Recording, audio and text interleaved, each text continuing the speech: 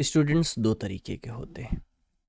एक वो जो शुरुआत से पढ़ना शुरू करते हैं और एक वो जो परीक्षा से 1 मिनट पहले जागते हैं। या यूं कहें कि एक वो स्टूडेंट्स होते हैं जो पहले तैयारी करते हैं, फिर फॉर्म भरते हैं और परीक्षा देते हैं। दूसरे वो होते हैं जो पहले फॉर्म भरते हैं, तब तैयारी करते हैं और परीक्षा देते हैं। तो सफलता उनको मिलती है जो पहले तैयारी करके तब फॉर्म भरते हैं। आपको खुद डिसाइड करना है कि आप किस टाइप के स्टूडेंट्स हैं। और अगर आप ये वीडियो देख रहे हैं तो मुझे इस बात की उम्मीद है कि आप इस प्रकार के स्टूडेंट्स हैं कि पहले पढ़ते हैं और फिर एग्ज़ाम देते हैं। तो इसलिए क्योंकि हमने ये महसूस किया, हमने ये देखा कि जब आपकी सेमेस्टर परीक्षाएं नज़दीक आती हैं, तब आप में से ज़्यादा स्टूडेंट्स स्टडी मटेरियल सर्च करते हैं, एमसीक्यूज सर्च करते हैं, पढ़ने की कोशिश करते हैं, किताबें सर्च करते हैं। और अगर आप ऐसे नहीं हैं जो 1 महीने पहले पढ़ना स्टार्ट करते हैं, आप वास्तव में पढ़ना चाहते हैं, तो आप ही के लिए ये कोर्सेज़ हैं, ये वीडियोज़ हैं। और ये वीडियो लेक्चर जो है, ये इस कोर्स का दूसरा वीडियो है जिसमें हम लोग डिस्कस करेंगे एलजी, जो कि आपके यूनिट 1 का दूसरा टॉपिक है। LG that is also a poetic form. जैसा आपको टॉपिक या यूनिट के नाम से ही क्लियर है कि यूनिट क्या है आपकी, फॉर्म्स ऑफ पोएट्री। तो LG is also an a form of poetry. LG भी जो है वो एक पोएट्री की फॉर्म है, एक पोएटिक जॉनरा है।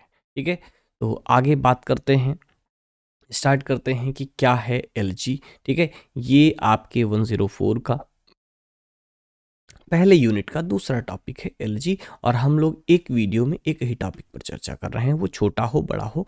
ठीक है, और जो बहुत बड़े टॉपिक्स हैं उनको हम लोग एक से अधिक वीडियोस में चर्चा करेंगे। तो अभी फिलहाल एलजी। एलजी क्या है? एलजी फर्स्ट इज दैट एक पोएटिक फॉर्म है। Second thing is that question कैसे बनेगा? क्वेश्चन भी सिंपल है। जैसे आपसे क्वेश्चंस बने थे इसके पहले जब हम लोगों ने सोनेट डिस्कस किया था, तो वहाँ हमने आपसे बताया था that is there is possibility of only one descriptive question. क्योंकि आपसे मिड टर्म में डिस्क्रिप्टिव क्वेश्चन पूछे जाएंगे, तो डिस्क्रिप्टिव क्वेश्चन एक ही पॉसिबल है जिसे आप कह सकते हैं what is an LG. What is an LG.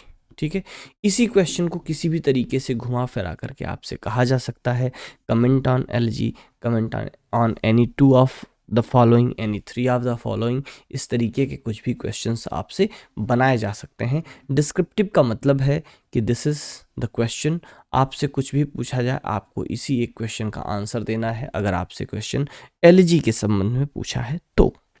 और दूसरी एक बात आपको ध्यान ये देनी है कि अगर इस क्वेश्चन का आंसर है, तो जो कुछ भी डिस्कशन, जो कुछ भी डिस्क्रिप्शन हम इस वीडियो में देने वाले हैं, या आपको जो बुक के फर्स्ट चैप्टर में सेकंड पार्ट में जो पढ़ने को मिलेगा, वो सारा का सारा इसी प्रश्न का उत्तर होगा। मेन चीज़ अब बात करें कि एंटम एग्जामिनेशन में एमसीक्यूज कैसे बनेंगे, तो यहाँ भी आप मान करके चलिएगा उन्हीं फैक्चुअल बेसिस पर हम लोग बात करेंगे, जहाँ पर हर एक लाइन से, हर एक सेंटेंस से एक एक आंसर आपको क्वेश्चन का मिलने वाला है। यानी कि हर सेंटेंस से आपका एक क्वेश्चन फॉर्म होगा कम से कम। तो पहली बात करें कि एलजी क्या है, तो सिंपलेस्ट केवल एक लाइन का उत्तर होगा, that is LG is a meditative lyric poem. तो एक आंसर आपको मिला क्या? मेडिटेटिव।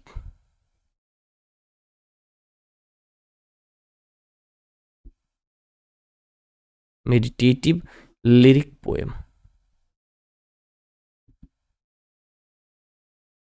ठीक है, तो एलजी क्या है? LG is a meditative lyric poem. तो सिंपल सा पहला क्वेश्चन आपसे बन सकता है, इस तरीके से क्वेश्चन कह सकते हैं, LG is blank space a poem. ठीक है, तो इसमें आपको आंसर में मिलेगा मेडिटेटिव लिरिक पोएम। या ऐसे क्वेश्चन हो सकता है कि विच of the following poetic forms is a meditative lyric. तो मेडिटेटिव लिरिक इज एलजी। ठीक है, तो एलजी क्या है? एक मेडिटेटिव लिरिक है। एंड इट लेमेंट्स, ये क्या करता है? इस एलजी में जो पोएट होता है वो लेमेंट करता है। लेमेंट का मतलब होता है विलाप करना, और पोएट जो है वो यहाँ पर विलाप करता है। विलाप किस चीज का करता है? डेथ का करता है। किसका? DEATH, डेथ का करता है। और डेथ किसकी होगी? किसी फ्रेंड की होगी,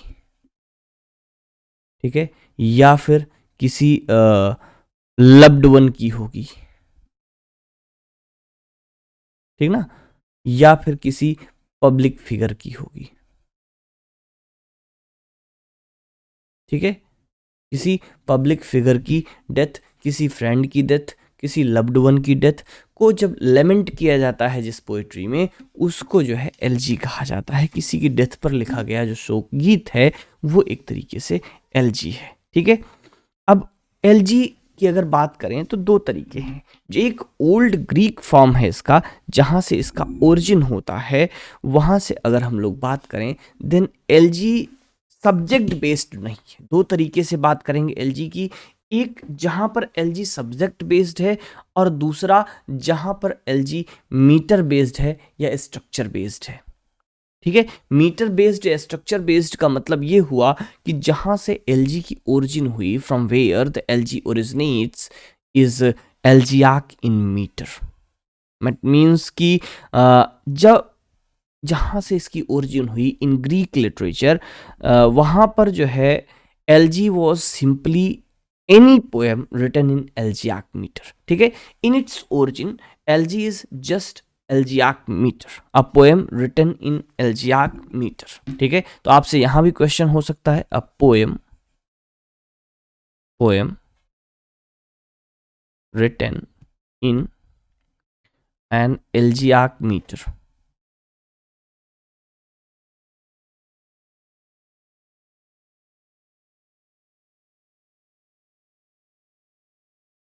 ठीक है। तो एलजियाक मीटर में लिखी हुई पोएम क्या है? एलजी है। बट ये जो क्राइटेरिया है ये क्लासिकल लिटरेचर में या ग्रीक लिटरेचर में फॉलो होता था, बट इन इंग्लिश ये तरीका थोड़ा सा बदला। अच्छा, एक बात यहाँ पर आपके दिमाग में आ रहा होगा, भाई ये एलजियाक मीटर क्या है? तो एलजियाक मीटर भी आप समझ लें, ये एलजियाक मीटर है क्या? Elegiac meter is alternating lines of dactylic hexameter and pentameter, ठीक है। क्या है ये? यहीं पर लिख लीजिए, एलजियाक मीटर क्या है? It is an alternating line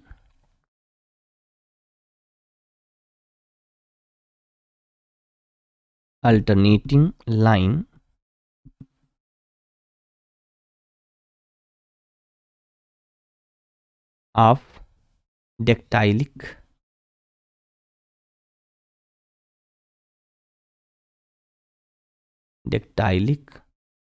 hexameter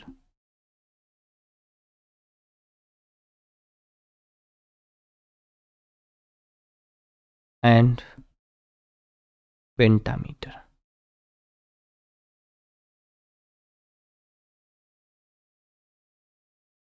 ठीक है। अब आपको फिर से दो शब्द ऐसे मिले हैं जो कि समझ में नहीं आए होंगे। एक मिला क्या? डेक्टाइलिक। अब डेक्टाइलिक क्या है? फिर से इसको हम लोग जब बुक के चैप्टर 3 पर पहुंचेंगे या आपके सेकंड पेपर के फर्स्ट यूनिट पर पहुंचेंगे, वहां पर हम लोग डेक्टाइलिक क्या है उसको भी डिस्कस करेंगे। डेक्टाइल भी आइम्ब की तरह एक फुट है और डेक्टाइलिक एक मीटर है। और मीटर में क्या है? हेक्सामीटर और पेंटामीटर दोनों का यूज़ किया जा रहा है। पेंटामीटर का मतलब होता है कि डेक्टाइल फीट 5 बार रिपीट होता है, और हेक्सामीटर का मतलब है कि डेक्टाइलिक फीट 6 बार रिपीट होता है। बात क्लियर है? यानी कि एक लाइन 5 फीट की होगी, दूसरी 6 फुट की होगी। क्लियर है? तो एक में डेक्टाइलिक 5 बार रिपीट होगा, दूसरी में 6 बार रिपीट होगा, फिर तीसरी में 5 बार रिपीट होगा, फिर 6 बार रिपीट होगा। तो ये क्या है? एलजियाक मीटर इसको कहा जाता है। और इस पर्टिकुलर मीटर में लिखी गई किसी भी पोएम को एलजी कहा जाता था इन क्लासिकल लिटरेचर, इन ग्रीक लिटरेचर। क्लियर है? आगे बढ़ेंगे। अब लेकिन इंग्लिश में क्या हुआ? इन इंग्लिश जब ये लिटरेचर जॉनरा फॉर्म आया तो इंग्लिश में it was not related to its meter. Elegy mean to a poem of lamentation, ठीक है। इंग्लिश में इसको इसके सब्जेक्ट से जाना किया गया, ना कि इसके मीटर से, ठीक है।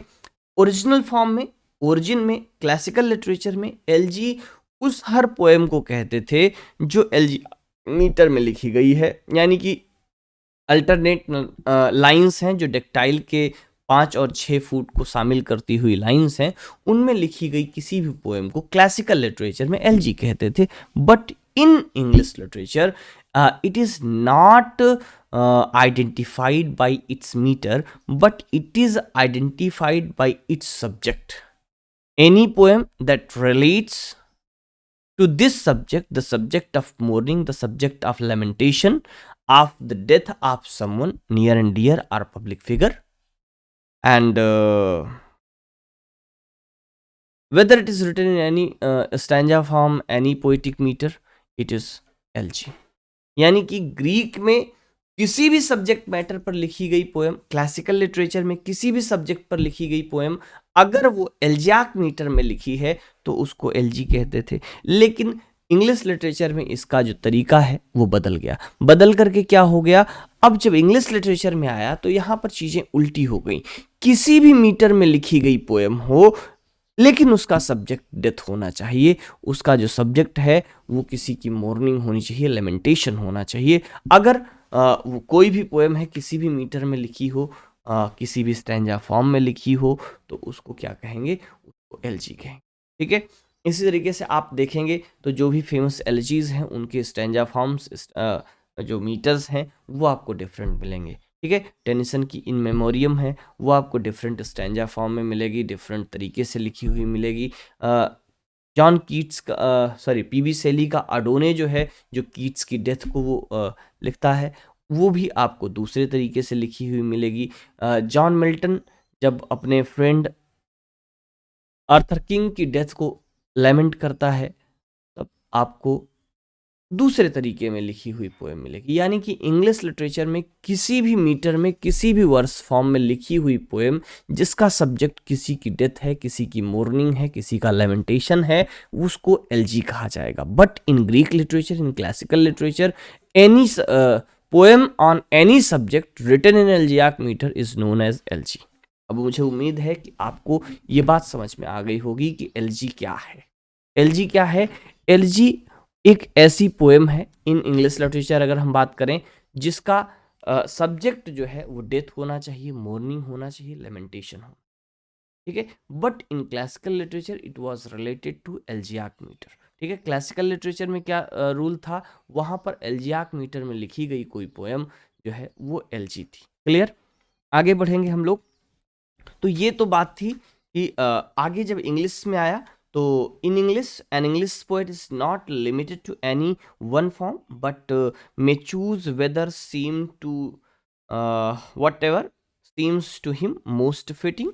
ठीक है, कोई भी ऐसी पोएम है, कोई भी ऐसी स्टैंजा फॉर्म है, कोई भी मीटर है जो कि पोएट को सूटेबल लग रहा है, जिसमें वो कंफर्टेबल फील कर रहा है, वो उसमें लिख सकता है। Of the most touching poem of personal loss have been written in very simple language and elegy is generally written in very simple language। elegy जो लिखी जाती है वो एक बहुत सिंपल सरल भाषा में लिखी जाती है and it is related to personal loss। ठीक है, ये एक पर्सनल लॉस से जुड़ी हुई कविता है, पर्सनल लॉस से जुड़ी हुई कविता है। ठीक है, अब इसकी एक एग्जाम्पल के रूप में अगर देखा जाए then you will find that Thomas Gray's famous elegy written country churchyard. But इसको जो है बेसिकली सिर्फ इतना कहा जाता है कि that is it is N LG in name but not in its subject matter. ठीक है, एक एग्जाम्पल जैसे टाइटल में इसको एलजी कहा गया है but actually it does not follow the subject matter of personal loss, या किसी की डेथ का सब्जेक्ट मैटर यहाँ पर आपको देखने को नहीं मिलता है। क्यों नहीं मिलता है? Because this poem do not lament the death of any public figure और the death of any personal relation of the poet. Actually, the poet laments the death of the forefathers of the village where he was writing in the churchyard, where he was writing in the churchyard। ठीक है, जहां पर जिस churchyard में वो बैठा हुआ है, जिस गांव के चर्चयार्ड में, वहां पर जो गांव के लोग हैं, जो गांव के बुजुर्ग हैं, जो कि मर करके उस कब्रिस्तान में दफनाए गए हैं, उनको जो है उनके लिए यहाँ पर एक लेमेंटेशन है, उनके लिए यहाँ पर उस कवि का विलाप है इसलिए ये एलिजी जो है उस रूल को भी तोड़ती है, एलजी रिटन कंट्री चर्चयार्ड, क्योंकि यहाँ पर पोएट का कोई पर्सनल लॉस नहीं है। यहाँ पर किसी पब्लिक फिगर को लेमेंट नहीं किया गया है, किसी पब्लिक फिगर की डेथ को लेमेंट नहीं किया गया है, बट किसको लेमेंट किया गया है? It laments the ordinary figures of the village who has been buried in that church. ठीक है, गांव के जो ऑर्डिनरी लोग, जो सामान्य लोग हैं, जिनको उस कब्रिस्तान में दफन किया गया है, वो सारे के सारे इस बात को लेमेंटेशन उनका, उनके लिए इसमें कवि लेमेंट करता है। क्लियर? आगे बात करेंगे, एलजी के कुछ मोस्ट फेमस एग्जाम्पल्स देखते हैं। एक का नाम हमने लिया, जिसको जनरली क्रिटिक्स कहते हैं भाई ये नाम की एलजी है, बाकी इसका सब्जेक्ट मैटर एलजी का नहीं है, that is elegy written country churchyard. And दूसरा अगर हम लोग नाम लें, then we have Lycidas, LYCIDAS, Lycidas, that was written by John Milton to lament the death of his learned friend, that is Edward King. ठीक है, जो John Milton है, उनकी क्लास का क्लासमेट था, स्कूल टाइम कॉलेज टाइम का friend था, जिसका नाम था एडवर्ड किंग। उसकी डेथ को लैमेंट करने के लिए एक पोएम जॉन मिल्टन ने लिखी, जिसका टाइटल था Lycidas, that is the lamentation of his friend, his class chum Edward King।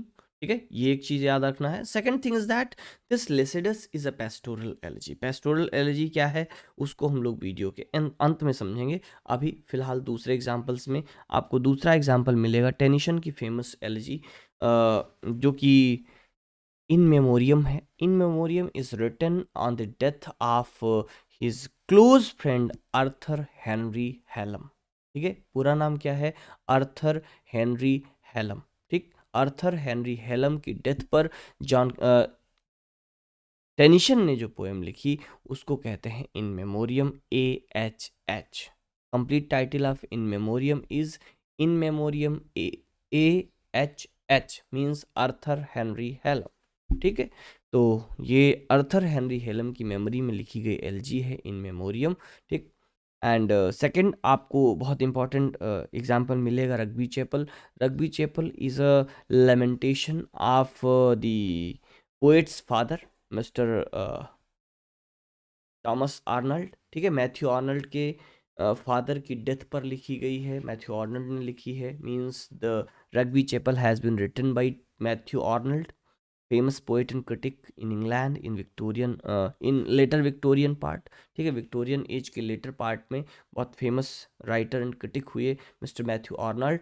तो मैथ्यू आर्नल्ड ने ये पोएम जब लिखी, तो इसको लिखी अपने फादर के डेथ के आफ्टर 15 ईयर्स बाद। ठीक है, 15 ईयर्स बाद उन्होंने लिखी, because he wants that the lamentation of his father are the elegy of his father's death must be written by an established poet. So when he became an established poet, he writes the LG Rugby Chapel to memorize, to lament the death of his own father.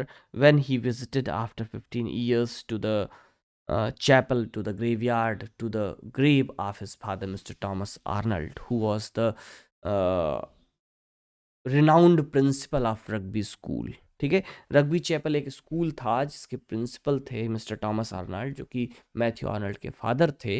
And he was renowned and famous educationist in England. ठीक है, England के बहुत ही famous prominent figure थे, prominent personality थे Victorian age के। ठीक है, एक बाद के 20th सेंचुरी के राइटर हुए जिनका नाम था लिटन स्ट्रेची।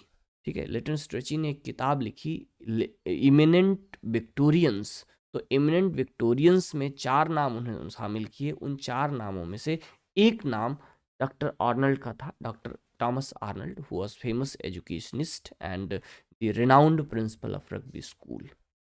तो जब 15 सालों के बाद, आफ्टर डेथ के 15 सालों के बाद उन्होंने फिर से उनकी ग्रेवयार्ड को विजिट किया, उसके बाद उन्होंने इस पोएम को लिखी थी। And this poem Rugby Chapel is a pastoral elegy where the poet laments for the death of his। Clear? And next is Matthew Arnold की ही एक दूसरी एलजी आपको फेमस मिलेगी, that is Thyrsis. Thyrsis is also pastoral elegy that laments the death of his close friend and poet Arthur Hugh Clough। ठीक है।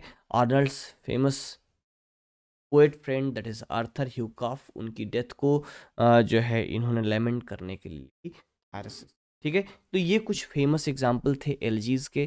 क्या क्या एग्जाम्पल हमने दिए, एक बार फिर से रिपीट करते हैं। मिल्टन की लेसिडस, अच्छा एक हमने छोड़ दी, बहुत इंपॉर्टेंट है, पीबी सेली की पोएम जो कि उन्होंने जॉन कीट्स की डेथ को लेमेंट करने के लिए लिखा था, जिसका नाम था एडोनी। ठीक है, जॉन कीट्स को की डेथ को मेमोराइज करने के लिए, लेमेंट करने के लिए उन्होंने एक पोएम लिखी जिसका टाइटल था अडोनी। तो पहला मैंने बात की मिल्टन की लेसिडस, सॉरी मिल्टन की लेसिडस, ठीक है, जो कि एडवर्ड किंग के डेथ पर लिखी गई। दूसरी टेनिसन की इन मेमोरियम, ठीक है, जो कि उनके फ्रेंड आर्थर हेनरी हेलम की डेथ को लेमेंट करती है।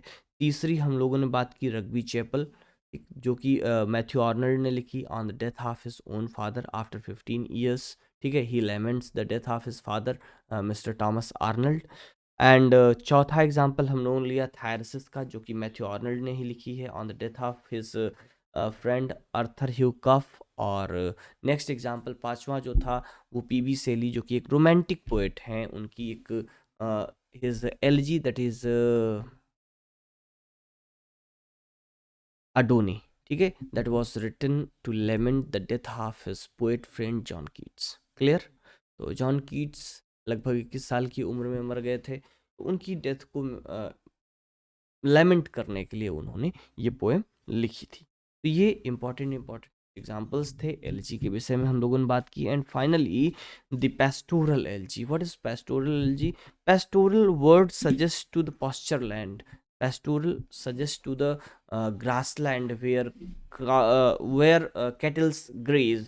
ठीक है, it is associated to shepherds and sheeps. It is associated in subject and its setting to the rustic village life. ठीक है, गांव का जो लाइफ होता है, गांव की जो विलेज लाइफ है, उससे रिलेट करती है इनकी ये जो पेस्टोरल एलजीज होती हैं। इन pastoral एलजीज poet represents himself as a shepherd, and the poem begins with the pastoral setting, with the setting of a rustic place of village। ठीक है, जो पेस्टोरल एलजीज होती हैं वो जनरली बिगिन होती हैं शेफर्ड के साथ, जो अपनी भेड़ों के साथ में है, चरागाह में है, गांव में है, वहाँ की सेटिंग, वहाँ के दृश्यों के साथ बिगिन होती है पेस्टोरल एलजी।